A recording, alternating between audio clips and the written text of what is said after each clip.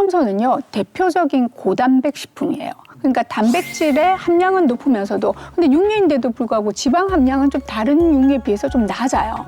그러다 보니까 근육과 면역 세포의 재료가 되는 양질의 단백질 섭취가 좀 더 쉬워지겠죠. 그래서 중년이 되면 어때 우리? 면역도 떨어지고 근육도 저하되잖아요. 이런 중년한테 도움이 되는 식품이라고 할 수 있습니다.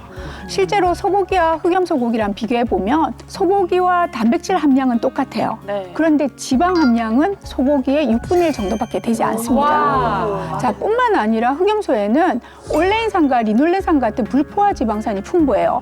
그러다 보니 중년의 복부 비만 관리에도 도움이 되는 거죠.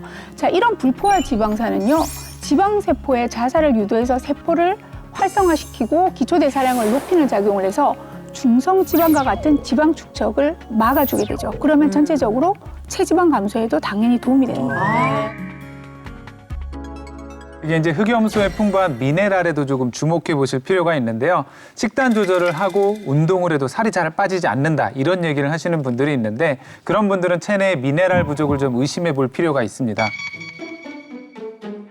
체내에 저장된 포도당을 에너지로 사용해야 우리의 체지방이 감소하게 되는데 포도당을 소비하는 데에는 보조 효소가 필요하게 됩니다.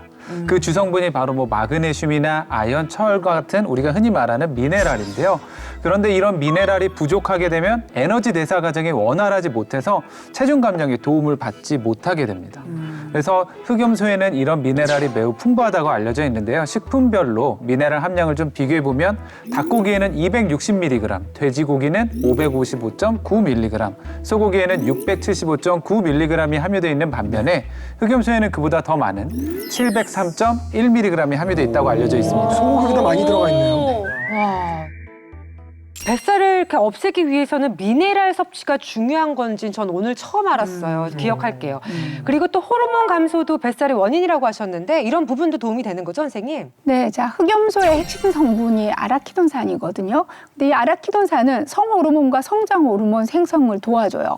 성호르몬과 성장 호르몬은 어떤 일을 하냐면 근육의 생성도 도와주고 또 그 유지를 하는데 아주 중요한 역할을 하는 호르몬이기 때문에 따라서 근육 관리와 더불어서 호르몬 감소로 인한 갱년기 복부 비만 예방 관리에도 도움을 주게 됩니다. 실제 연구에서도 운동 시작 전 아라키돈산을 섭취한 결과 성장 관련 호르몬이 대조군보다 확연하게 증가한 것으로 나타났고요.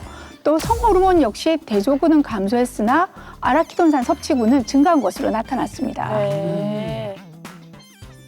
윤영미 씨는 이제 당뇨에 대한 걱정이 많잖아요. 네. 사실 이 흑염소 진액이 당뇨에도 좀 도움이 되는지 묻고 싶은데요.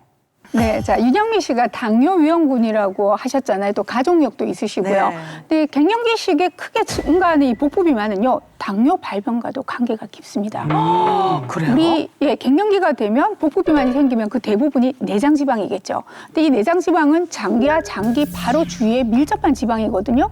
그러다 보니까 내장 지방 속의 지방산은 쉽게 혈관 속으로 침투해서 혈액으로 스며들게 되는 거죠. 이른바 혈액 비만을 일으키게 되고요. 자, 이러한 혈액 내 고지방 상태는 연쇄적으로 혈당을 올리게 됩니다. 자, 혈당이 올라가면 이 혈당을 낮추기 위해서 인슐린을 과도하게 분비하게 되겠죠. 자, 이 상태가 지속되면 췌장의 과로로 이어지게 되고 더불어서 인슐린에 대한 저항성이 발생하고 그게 바로 제2형 당뇨가 되는 거죠. 자, 그런데 아라키돈산은요, 췌장의 세포를 파괴해서 인슐린의 분비를 억제하는 어떤 특정 성분을 눌러주게 되는 거죠. 그래서 췌장 건강을 지키고 또 당뇨를 관리하는 데도 도움을 주게 됩니다.